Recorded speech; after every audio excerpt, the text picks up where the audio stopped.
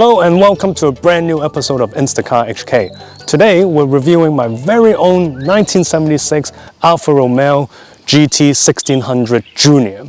Known as the 105 series, it started with the Giulia Sprint GT in 1963. Production lasted way over 10 years and ended in 1977. Now my car being a 1976 makes it one of the last model years of the 105 series. Designed by design house Bertone and specifically by designer Giulia, who also designed supercars at the time like the Maserati Ghibli and Maserati Merak, the 105 has always been known to be a very pretty car. Now you can see that it's a smaller exotic, so it's not as big as its supercar distant cousins of the time, like the Ferrari 250 or the Maserati Ghiblis that I just mentioned. Despite that, however, it was very popular and desirable, and it was also very capable with a lot of high-tech technology for the time. For example, it has a very capable engine that I'll go into later, but it also has a 5-speed manual gearbox, all-round brake discs, and independent front suspension.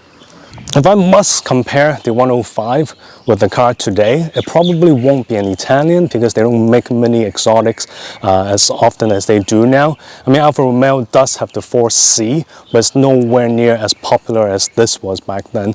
So if I must compare it with one, I think it will probably be the Porsche Cayman GT4, which is likewise, as desirable, as popular, as capable, and most importantly, as pricey for the cars in its class. This car back then in the 70s were around 2,000 something pounds, which was a lot more expensive than its contemporaries like the Ford Capri, for example.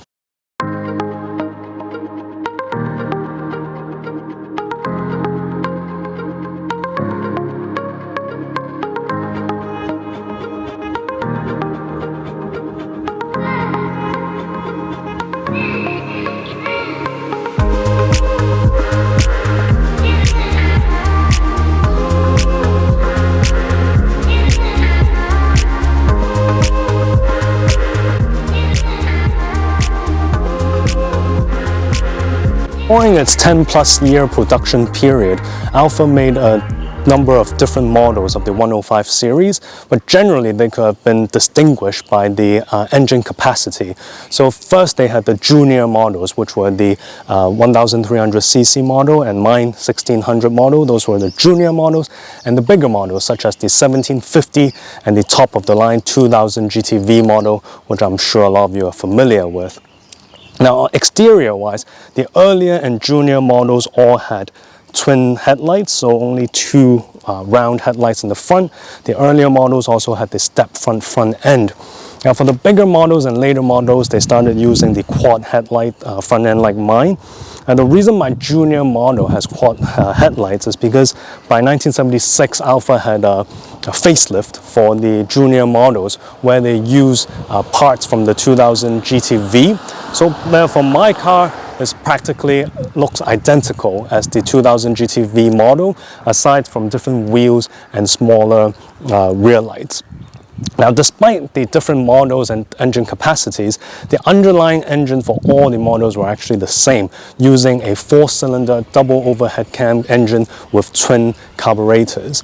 Now, engine power output ranged from the smallest 1300's 89 horsepower to the 2000 GTV's 130 horsepower. Now, my car being a 1600, kind of right in the middle, has about 110 horsepower. And for reasons I'll tell you about later, it's actually quite enough to have a lot of fun in this nippy little car. So now it's time to go for a drive. I've briefly explained in my earlier videos how you start this car. It's very typical Carbs car. You give it a few gas pedals, turn the key, and then give it another few, and then start while stepping on the pedal. And then it starts just like that. Now you see me in my whole classic car kit, mainly being these gloves. The reason we wear gloves for classic cars, first of all, to look the part, but there's a bit of history. In the olden days, racing drivers, or even today actually, they wear gloves because, for the long distance racing, the steering wheel vibrates the whole way and it could get your hands tired and numb very easily. The gloves help that numbness to help you, take a bit of that vibration away. Today, of course, I'm not racing the Le Mans 24 or anything. It's really just to look the part, it's just a feel-good factor. But anyway, enough talking about what I'm wearing, and let's go for a drive. So as mentioned, it's a 5-speed gearbox with a conventional H, so it's not a dog leg. The pedals are placed very good and very well arranged, but interestingly, it's like old 911s where the pedals come from the bottom and not hanging from the top. It's easy to do heel and toe, as well as double declutching. I usually double declutch in this car because some gears are harder to get into, such as first and second, or going from fifth to fourth. So I just, out of habit, I double declutch for all gears now. And also the gear shifter is placed very interestingly, very conveniently right next to the steering wheel, easily reached by your hand. For JDM lovers, it actually reminds me a bit of the Honda Type R EP3, where the gear shifter is also right at the top of the central panel. So the general layout of the car is indeed very good.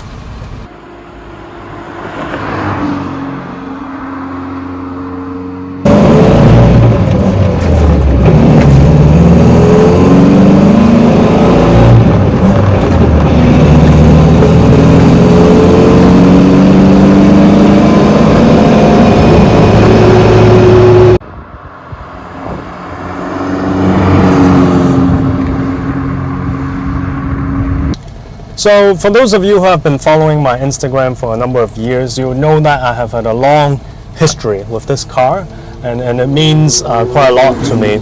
So I first met this car, I think probably 7-8 years ago, back when I wasn't even interested in classic cars. An old friend of mine owned it, and for the longest time I wondered why he had this car. I mean, it looked flimsy, it wasn't fast, it was super outdated. But then I remember one evening we were hanging out and he handed me the keys and asked me to try it. And I did a test drive from Repulse Bay to the Peak, and the drive was simply unforgettable. I mean, it was just such a different experience, and that drive alone really sparked my interest in classic cars.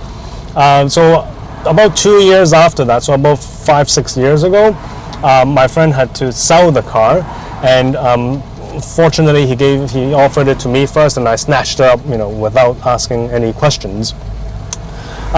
Shortly after I bought it, I bought the car through a restoration. The car was always strong mechanically, and it remains mechanically strong. But when I first bought it, it was in the resale red color, and the bodywork was it really needed some attention. There was some rust. The paint was looking tired. Luckily, the rust wasn't that bad because this is actually a Hong Kong car, which is very rare. It was manufactured in 1976 and registered in Hong Kong in 1977. So after owning it for a short while, I bought it to restore. When we took off the original red paint that was on the car, we realized that the original paint of the car underneath the red paint was this baby blue color, which is known as Le Mans blue. Once I saw that color, I fell in love and immediately decided that we will restore it in its original Le Mans blue color, which is why we have this car today. And during the restoration, as I said, the engine didn't need much work.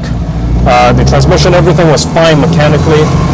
But cosmetically, we obviously did the body, fixed the rust, and change anything that needed changing, including interior carpets, or the chrome parts, headlights, etc. So as mentioned, this is a 4-cylinder double overhead cam, twin carbs engine with about 110 horsepower only. 0 to 60, 11 or 12 seconds, not even bother giving the specific time. But the reason it's so fun is because, first of all, this car is very small sized, especially for today's standard. And because it is a 70s car, everything is so mechanical and direct. Nothing is by wire, nothing is by electronics. So when you step on the throttle, However much you step on it, it is exactly going that much. No delays whatsoever. The steering is obviously no power steering. And it's just such a great joy, you know, with the gear changes, super solid and mechanical. You feel everything. Every bit of movement in this car, you feel it. And because it's so small and light at 900 kg, it's so fun to throw around corners. The car is so well balanced. The brakes are olden day brakes, but more than enough because of its lightweight. You just throw it in the corner, hang on to it, and next corner you go, double declutching on the way. It is an extremely fun car.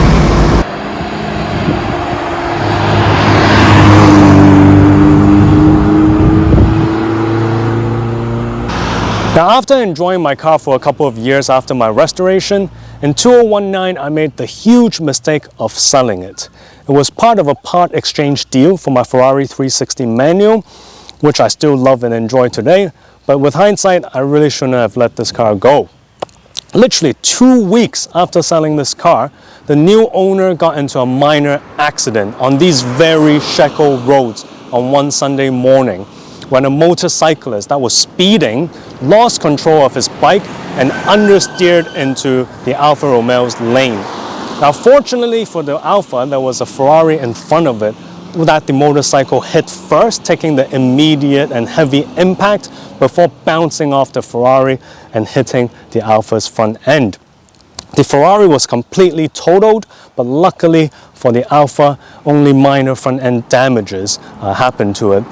The front grille, front headlights, and front bumper were damaged and needed replacing, but luckily they were all cosmetic damages only. After the accident, the new owner resold the car to a second new owner who took it and undertook the rectification project from the accident. After the second new owner fixed up the car, he put up the car for sale again late last year in 2020. And the moment I saw the car up for sale again, I couldn't help it and bought it back. Lots of friends say, you know, it's not rational to buy a car that you have sold, got into an accident, and buy it again. But I couldn't help it. I really missed the car. The heart wants what the heart wants. And after assessing the accident photos and assessing the damage repair, I was convinced and confident that all the damages were only cosmetic and there weren't any structural damages, so I was happy to buy the car again.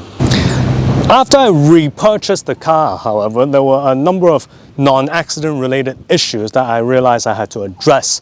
First of all, the bodywork of the car was not that good. There were a lot of stains and watermarks that can't be washed off just by clean. So I had to bring it to a detailing again.